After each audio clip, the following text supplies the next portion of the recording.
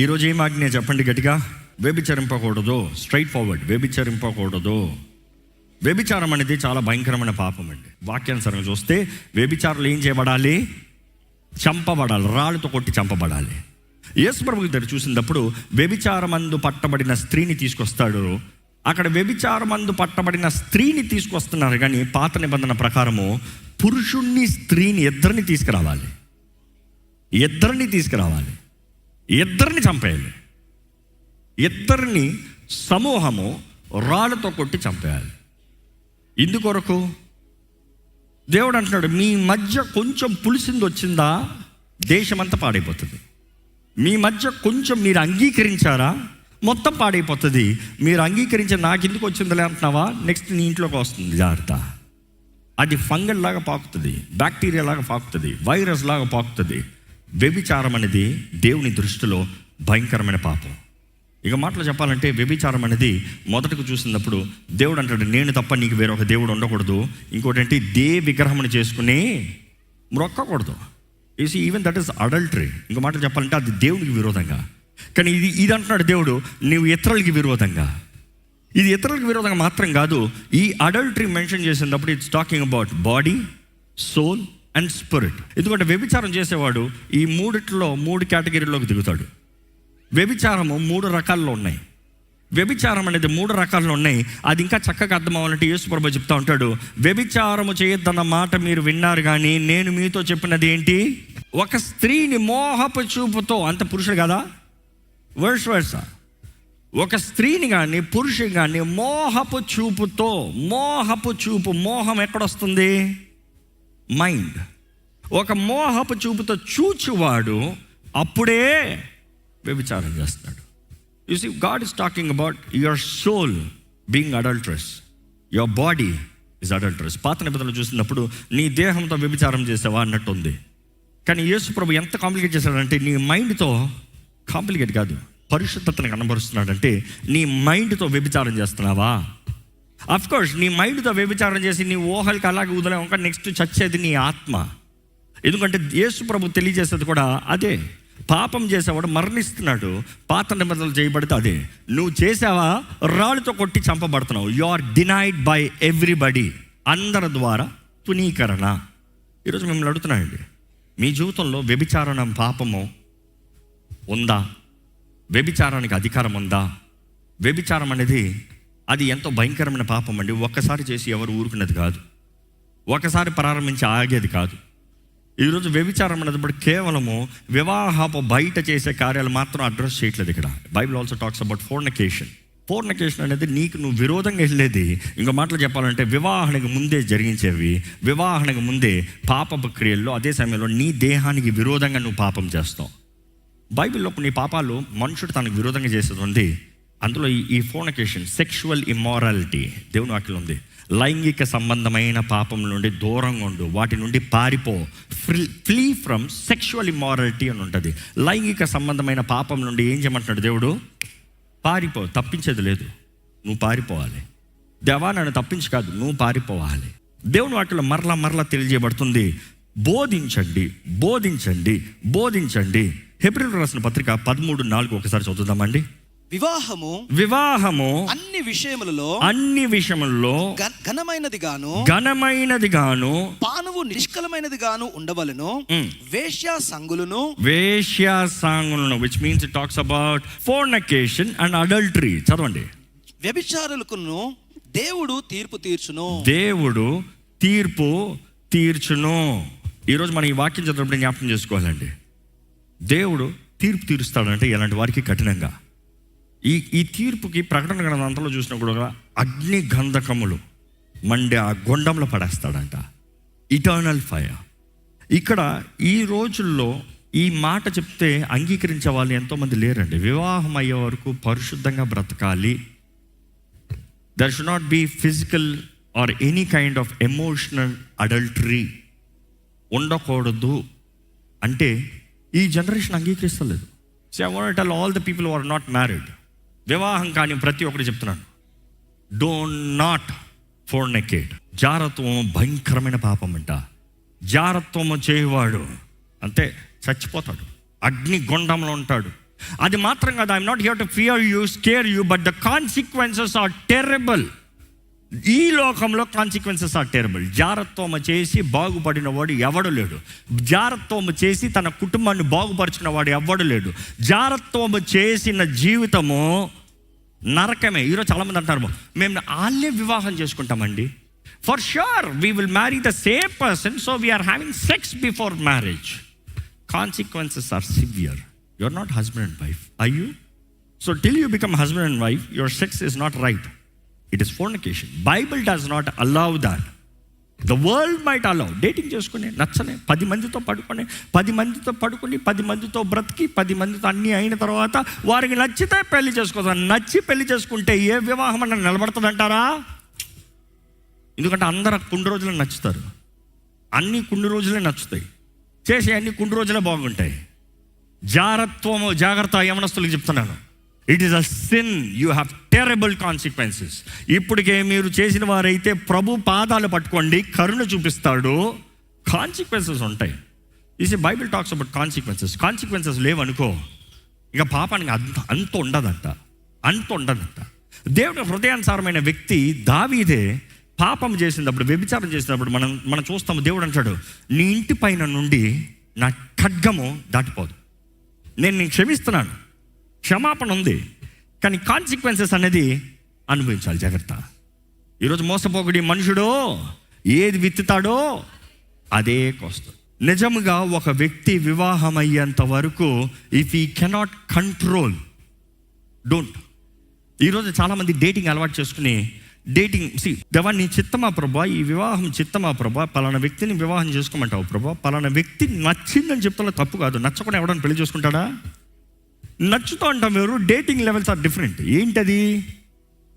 నువ్వు ఎవరివి ఏంటి, ఎలాంటి వ్యక్తివి, నీ గుణగణాలు ఏంటి, నీ ఐడియాలజీ ఏంటి, నీ బ్రతుకు ఏంటి, నీ తరం ఏంటి, నువ్వు జీవించే విధానం ఏంటి, ఎట్లా బ్రతుకుదాం అనుకుంటున్నావు అని అడుగుతున్నా తప్పు కాదు. That is very you discuss initially. కానీ ఇప్పుడు ఎలాగా, నువ్వు నాకు నచ్చావు, నీ మొహం నాకు నచ్చింది, నీ ఇది నాకు నచ్చింది, నీ అది నాకు నచ్చింది, మన ఇద్దరం అది చేద్దాం అన్నీ చేసిన తర్వాత అప్పుడు నచ్చలేదంటారు.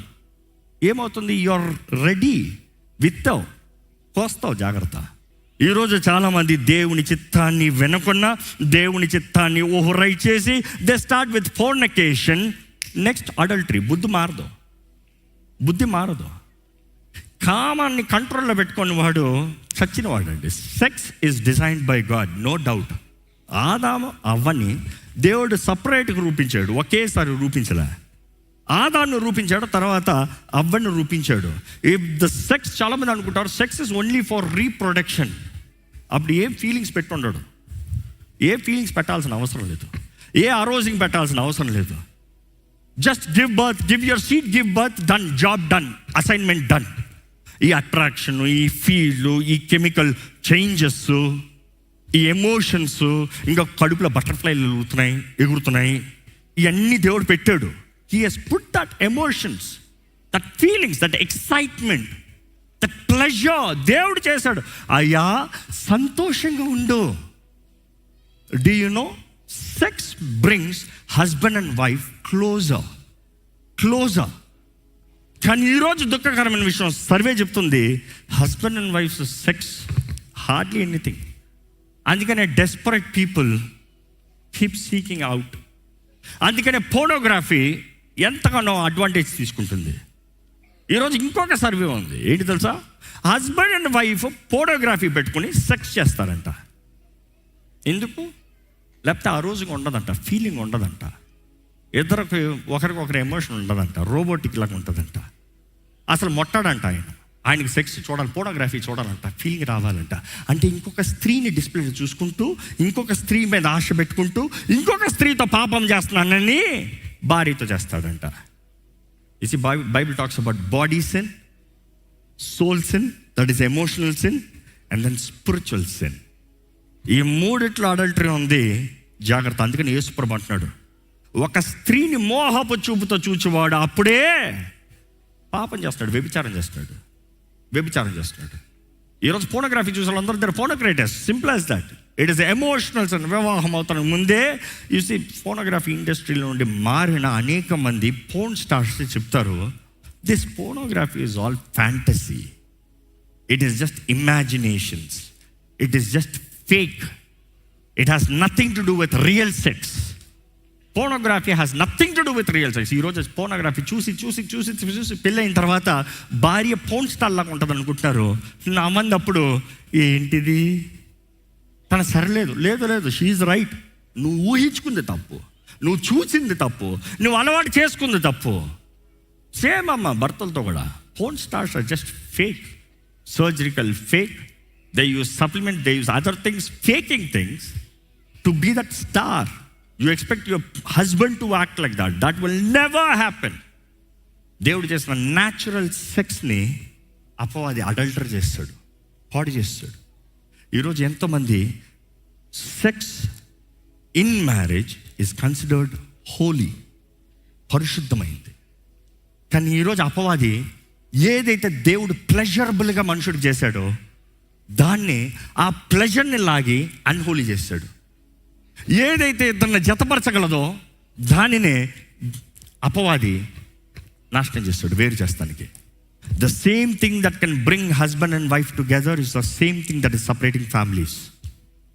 ఈరోజు ఈ వాక్యం వింటున్నారు, దేవుని వాక్యం తెలియజేస్తుంది. మరణము మనల్ని వేరు చేయ వరకు వి stick together.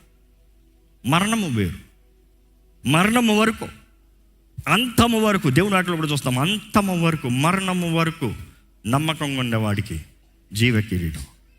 It is staying till the end. దేవుని వాటిలో చూస్తానండి, ఫోర్నికేషన్తో స్టార్ట్ అయిన వాడు అడల్టరస్ లైఫ్ కంటిన్యూ చేస్తూనే ఉంటాడు. ఈరోజు దేవుని వాటిలో ఉంటుంది, డు నాట్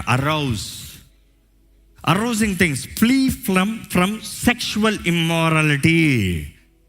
దేవుని వాటిలో చూస్తే నిర్గమకాండము 20:14 ఒకసారి చదువుదామండి. దాని నెక్స్ట్ కొరింథీయులకు రాసిన మొదటి పత్రిక 6:18. వ్యభిచరించకూడదు అంటే ఆపండి. దేవుడు అంటున్నాడు, వీలవుతే వ్యభిచారం చేయొద్దు, వీలవుతే సరిగా బ్రతుకు, వీలవుతే పరిశుద్ధంగా ఉండు, వీలవుతే అనే చాయిస్ అవ్వలే. Thou shalt not. ఒక వ్యక్తి తన భార్యని నిజంగా ప్రేమించేవాడు వ్యభిచారం చేయడండి. నిజంగా ఒక వ్యక్తి భార్యని ప్రేమించే వ్యక్తి పోర్నోగ్రఫీ చూడడండి. ఒక వ్యక్తి నిజంగా భార్యని ప్రేమిస్తే ఇంకొక స్త్రీతో ఫ్లర్ట్ చేయడండి. ఒక వ్యక్తి నిజంగా భార్యని ప్రేమిస్తే ఇంకొక స్త్రీ దగ్గర ఉంటే దూరంగానే ఉంటాడు, దూరంగానే ఉండాలి. మరి నా వర్క్ అలాంటిది, stay professional, keep it your work. నా కొలీగ్, నా స్త్రీ, keep it professional, keep it your work.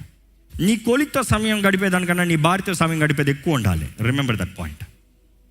నీ కొలీగ్తో మాట్లాడేది keep it to professionality, stay connected with your wife. A break లేదా, ఏ లంచ్ టైం లేదా, ఏ బయటికి లేదా, ఏ డేటింగ్ చేసేటప్పుడు నీ భార్యతో కంటిన్యూస్గా, అప్పుడు నీ గర్ల్ ఫ్రెండ్తోనే కంటిన్యూస్గా మాట్లాడతా చాటింగ్ చేసుకుంటా లేవా?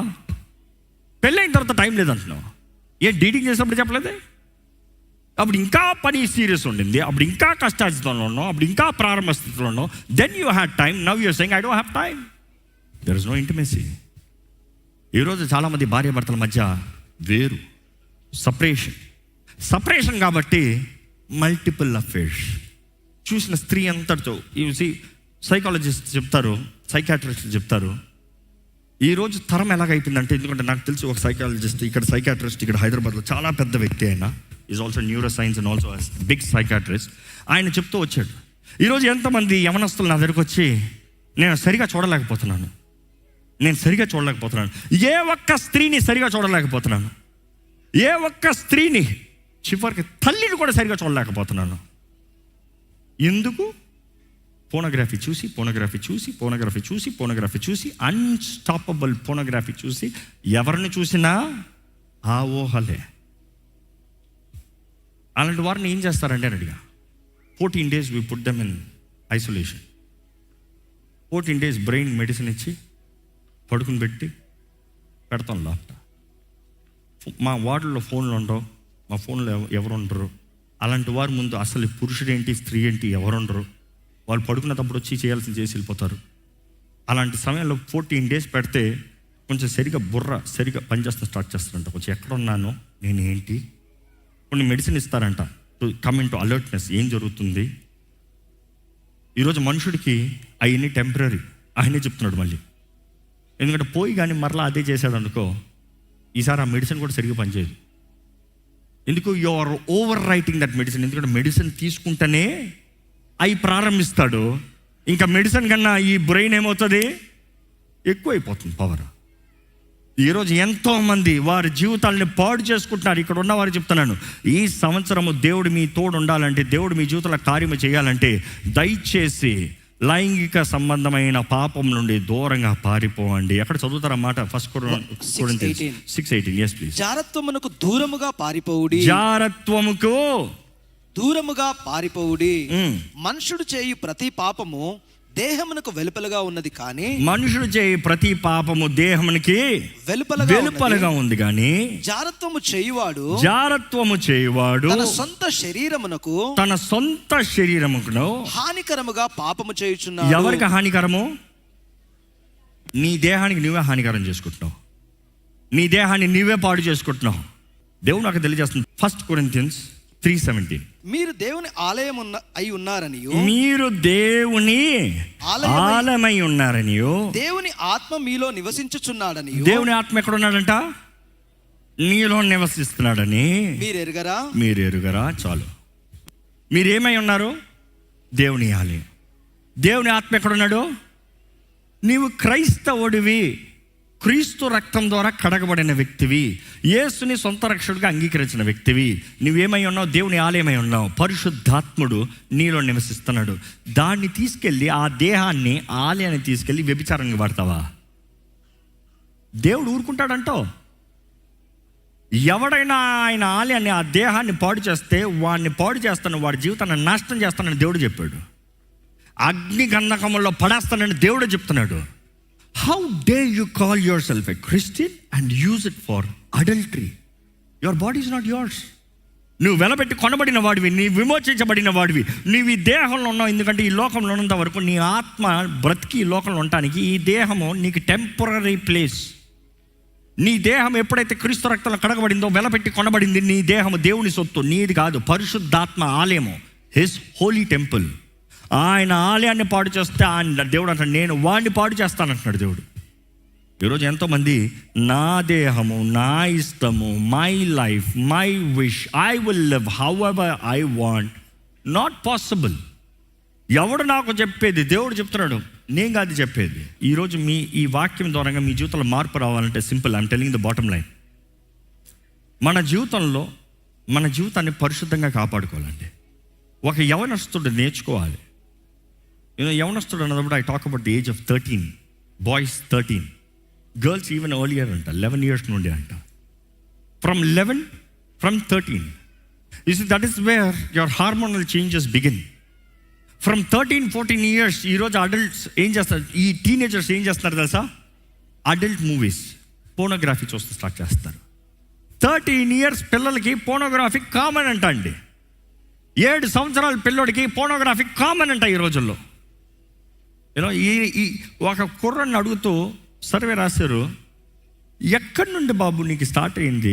7 సంవత్సరాలకి ఎక్కడి నుండి బాబు స్టార్ట్ అయింది అంటే, మా నాన్నగారు ఫోన్ తీసుకున్నాను. మా నాన్నగారు ఫోన్ తీసుకుని వీడియోస్ చూద్దామని ఓపెన్ చేస్తే అందులో ఇవన్నీ కనబడ్డాయి. సో తండ్రి ఏం చేస్తున్నాడు? పిల్లోడు అదే చేస్తున్నాడు.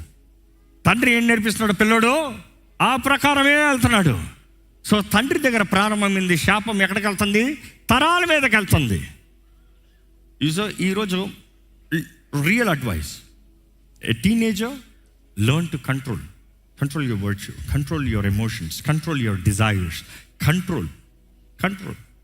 బికాస్ పురుషులకు ముఖ్యంగా your testo levels increase. That is the age you start. అక్కడ నుండి 18 yearsకి your testo levels increase to the peaks. When it increases to the peaks, నువ్వు నేండ్రా ప్యూబర్టీ అంటాం కదా. ప్యూబర్టీ ఏజ్ వచ్చేటప్పటికి ఏమవుతుంది? గొంతు మారుతుంది. ఎందుకు మారుతుంది? బాడీలో అంతా చేంజెస్ మారుతుంది. దాని తర్వాత ఎమోషన్స్ మారుతున్నాయి, బాడీలో రియాక్షన్స్ మారుతున్నాయి, హైట్ పెరిగిపోతున్నావు, ముట్టాలు వచ్చేస్తున్నాయి, ఇంకా స్కిన్లో చేంజెస్, హార్మోన్స్ చేంజెస్ మారుతున్నాయి. ఆ టైంలో నీకు కంట్రోల్ నేర్చుకుంటలే. ఏం నేర్చుకుంటున్నావు? Free up. నాకు ఎట్లా కావాలో అట్లా, నాకు ఎట్లా అంటే అట్లా. బ్యాలెన్స్ రావట్లే. బ్యాలెన్స్ రెండోడికి బ్యాలెన్స్ ఎప్పటికీ నేర్చుకోడు. ఇంకా బ్యాలెన్స్ ఫస్ట్ నేర్చుకున్నది చాలా ముఖ్యమంట. ఫస్ట్ అక్కడే తల్లిదండ్రులు జ్ఞానం కలిగి, ఇదిగో నా బిడ్డ ఈ వయసుకు వస్తున్నాడు, is doing a cross over, వాడిని జాగ్రత్తగా చూడాలి, వాడికి ముందు నుంచే హెచ్చరికలు దైవ భయంలో పెంచాలి, ఏది చేస్తే దేవుడు ఒప్పుకోడు, ఇలాగ అయిన వారి జీవితాలు ఇలాగ ఉన్నాయి చూపియాలి, భయపడటానికి కాదు, ఎగ్జాంపుల్స్, ఇలాగ అవుతే నీ జీవితం కూడా ఇలాగ అవుతుంది, ఫేస్ ద రియాలిటీ. ఆ గైడెన్స్ ఇవ్వాలి, మాట్లాడతలేదు. ఈరోజు తల్లిదండ్రులు మాట్లాడతలేదు. సెక్స్ అన్న మాట మాట్లాడతాం ఎంత భయమో, ఎంత సిగ్గో. అందుకనే రోడ్లో ఉన్న వాళ్ళందరూ చెప్తున్నారు సెక్స్ అంటే ఏంటి వాడికి. Speak, communicate, discipline, put limits. వాక్యం చూసాం కదా, ఏలి తన పిల్లల్ని ఏం చేయలేదంట, లిమిట్స్ పెట్టలేదు కాబట్టి నాశనం అయిపోయారు. ఆలయానికి వచ్చే స్త్రీలతో సేవిస్తాం ప్రారంభించారు. దేవుడి కోపం రగులుకుంది, ఊరుకోలే, దేవుడే చంపిస్తాడు వాళ్ళని. దేవుని వాటిలో చూస్తామండి, దేవునితో ఆడి బాగుపడిన వాడు ఎవడు లేడు.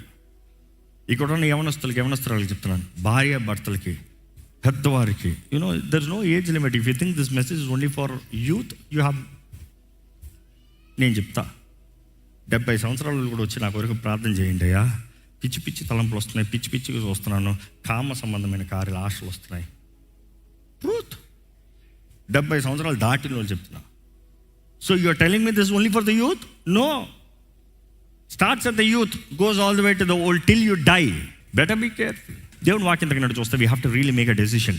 ఈరోజు నిజంగా మీ హృదయము, మీ ఆత్మలో మీరు దేవుని బాధపెట్టిన వారైతే, అపవిత్రపరిచిన వారైతే, దేవునికి విరోధంగా క్రైస్తవుడు అని చెప్తూ, క్రీస్తుని ప్రేమిస్తున్నానని చెప్తూ, క్రీస్తు దేహంలో భాగంగా ఉన్నానని చెప్తూ, ఆ దేహాన్ని తీసుకెళ్ళి వేశ్యగృహం అన్నట్టుగా ఈ పోర్నోగ్రఫీ, ఈ అక్కర్లేని వాటితో సంబంధమైన కార్యాలు చేసుకున్నారంటే దేవుని దగ్గరికి క్షమాపణ పడు.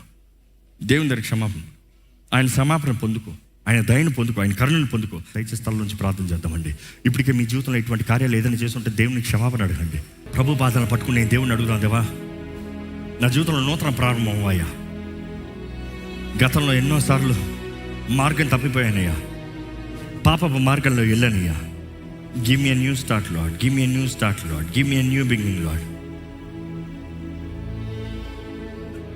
పరిశుద్ధ ప్రేమ తండ్రి, ఇదిగో ప్రభువా, ఈ దినం నీ పాదాల దగ్గరకు వస్తున్నాము. మా జీవితంలో నీ నియమం ప్రకారం జీవించాలని ఆశపడుతున్నామయ్యా. మేము చేసిన తప్పులు, మేము చేసిన పాపాలను క్షమించు ప్రభా. కృప కనికరమును చూపించేదేవా, మరొక అవకాశాన్ని, తరుణాన్ని ఇచ్చేదేవా, జీవితంలో బాగుపడాలని కోరేదేవా, మా కుటుంబాలు కట్టబడాలని ఆశపడే ప్రభా. నీ సాక్షులుగా మేము బ్రతకాలని, నీ సొత్తుగా మేము జీవించాలని, నీ ప్రజలుగా మేము ఉండాలని, నిన్ను మహిమపరచు వారిగా మేము ఉండాలని ఆశపడేదేవా. అయ్యా, మేమందరం ఇంకా పాపులు ఉన్నప్పుడే నువ్వు మా కొరకు మరణించావయ్యా యేసయ్యా. మా జీవితాలను బాగు చేయాలని ఆశపడుతున్నావయ్యా. ఈరోజు ఇక్కడ ఉన్న మా జీవితాలను చూడు ప్రభా. ఇక్కడ ఇంకా ఎవరైనానో కామ సంబంధమైన కార్యాల్లో ఏదైతే నువ్వు మంచి కొరకు మా జీవితంలో చేసావో అది పాడు చేయబడిన రీతిగా సాతానుడు అయ్యా ఏ జీవితంలో ఏ దేహంలో అయితే పాడు చేసి పెట్టాడు అయ్యా, అటువంటి జీవితంలో చూడు ప్రభా. ఎవరైతే ప్రభా నన్ను రక్షించవా, ప్రభా ఈ బంధకం నుండి నన్ను విడిపించవా, ప్రభా ఈ అక్రమ సంబంధం నుండి నన్ను విడిపించవా, ఈ మోసకరమైన కార్యాల నుండి నన్ను విడిపించవా, ఈ ట్రాప్లో ఇరుక్కున్నానయ్యా నన్ను విడిపించవా. అయ్యా, నాకు ఈ పాపపు బంధకాల నుండి విడుదల కావాలి, ఈ ఆశల నుండి విడుదల కావాలి, ఈ అడిక్షన్ నుండి విడుదల కావాలి. ఎవరెవరైతే అడుగుతున్నారో ప్రభువా దయ చూపిమని వేడుకుంటున్నానయ్యా. నీ వాక్యం సమర్పిస్తుంది, నీ వాక్యం చెప్తుంది కదా ప్రభా, నీ దగ్గర సమర్పించుకోవాలి, నీ చేతులకు సమర్పించుకోవాలి. నీ చేతుల్లో సమర్పించుకుని అపవాదిని ఎదిరిస్తే వాడు మా ఎందు నుండి పారిపోతాడని. ఇదిగోనయ్యా మేము సమర్పించుకుంటున్నానయ్యా. ఇక్కడ ఎవరెవరైతే సమర్పించుకుంటున్నారో, ఎవరెవరైతే ఇక్కడ సమర్పించుకుంటున్నారో, ఎవరెవరి జీవితాలు అయితే విడుదల కోరుతున్నారు, ఎవరెవరి జీవితాలు అయితే జయం కోరుతున్నారు, ఎవరెవరి జీవితాలు అయితే మార్గదర్శనం కోరుతున్నారు, ఎవరెవరి జీవితాల్లో సమాధానం కోరుతున్నారు, ఎవరెవరు వివాహ జీవితాలు అయ్యా మరలా వర్ధిల్లాలని ఆశపడుతున్నారో, ఫలించాలని ఆశపడుతున్నారో, శాంతి సమాధానంతో నింపబడాలని ఆశపడుతున్నారో, భార్య భర్తల మధ్య ఐక్యతను వేడుకుంటున్నారో, ప్రభు ఒక్కసారి కన్ను చూపి దర్శించి నీ ఆత్మ ద్వారా నీ కార్యాన్ని జరిగించుకొని వేడుకుంటాము. నీకు అసాధ్యమైంది ఏది లేదయ్యా. ఎటువంటి హృదయాన్ని, ఎటువంటి జీవితాన్ని మార్చగలిగిన దేవుడు, ఎటువంటి బ్రతుకు నన్ను మార్చగలిగిన దేవుడివి. ఎటువంటి వ్యక్తికన్నా మరొక అవకాశాన్ని ఇవ్వగలిగిన దేవుడివి. ఈరోజు మేము బ్రతుకున్నామంటేనే అది కేవలం నీ అవకాశం, నీ కరుణ, నీ దయ, నీ కృపేనమ్మా.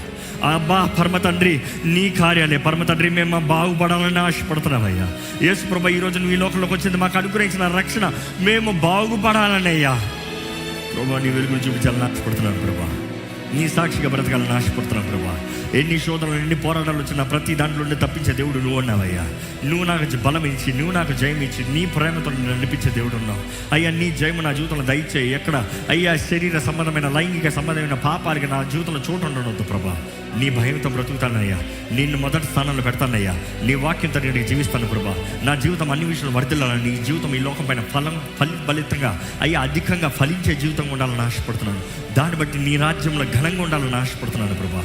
దేవా, ఇదిగోనయ్యా, ఇక్కడ ఎవరెవరైతే ఇంకా నువ్వు వివాహ జీవితాల్లో అయ్యా తప్పుడు నిర్ణయాలు చేసిన వారు ఉన్నారు, ఇప్పటికే వివాహమై పోరాటంలో ఉన్న వారిని చూడు ప్రభా. దయ చూపించే దేవుడు, కరుణించే దేవుడు అయ్యా. నీ బిడ్డలకి నువ్వు ఏదో ఒక రీతిగా కార్యాన్ని జరిగించే దేవుడు అయ్యా. నువ్వు ఎలా చేస్తావు నాకు తెలియదు ప్రభా, కానీ నువ్వు చేస్తావు ప్రభా. You are way maker Lord. మార్గం లేని స్థలంలో కూడా మార్గాన్ని కలుగు చేసే దేవుడు అయ్యా. దారి లేని స్థలంలో కూడా దారిని కలిగి చేసే దేవుడు అయ్యా. ఇంకా ఇది చేత కాదన్న స్థలంలో కూడా చేతపరిచే, సాధ్యపరిచే దేవుడు ప్రభా. ఇంకా నా జీవితంలో నేను ముందుకెళ్ళలేనన్న పరిస్థితులు ఉన్నవాడిని కూడా తీసుకెళ్ళగలిగిన దేవుడు అయ్యా. ఇప్పటికే నష్టపోయాను, కోల్పోయాను, అంత చేత కాదు, నాకు ఇంకా రాదు అన్న వారిని కూడా అయ్యా నువ్వు బలపరిచి, నడిపించి, నూతన రీతిగా అయ్యా సంతోషంతో, ఆనందంతో, ఒక పర్పస్తో నింపే దేవుడు అయ్యా. ఇదిగో ప్రభా, ప్రతి కుటుంబాన్ని కట్టు, ప్రతి జీవితాన్ని కట్టు. మొదటి మా కుటుంబాలు, మా బిడ్డలు సరైన విధానాన్ని ఎదగాలి. మా బిడ్డల జీవితంలో మార్పు రావాలి. మా బిడ్డల జీవితాలు ఫలించాలి ప్రభా. మా బిడ్డలు పెంచవలసిన రీతిగా పెంచుతానికి సహాయం తెచ్చి, మొహమాటము, సిగ్గు, భయం అంటూ, ఏమనుకుంటారో అంటూ పాపంలో, పాప ఊబుల్లో ఒక పడిన వద్దు, పంపించడం వద్దు, వదలడం వద్దు.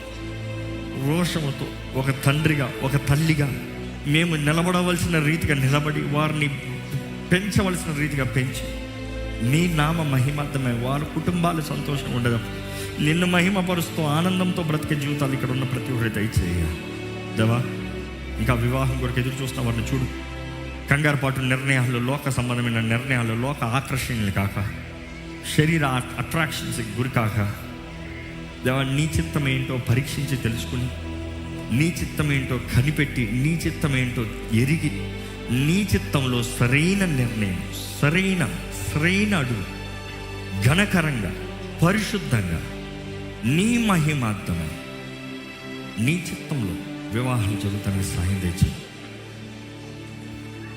నీ చిత్తం మా అందరి జీవితంలో జరగాలని సమర్పించుకుంటాం, వేడుకుంటాం. నీ చిత్తాన్ని దాటి ఏది జరగనవద్దు, ఎక్కడికి పోనవద్దు, ఏది అవ్వనవద్దు. ఈ నూతన సంవత్సరంలో మాకు కావాల్సిన దృష్టి, మార్గదర్శనం దయచేయమని, విత్తనవాక్యం చేయబడిన ఆరాధన దీవించమని నజరేయుడైన యేసు నామములో అడిగి విడుచున్నాం తండ్రి, ఆమేన్.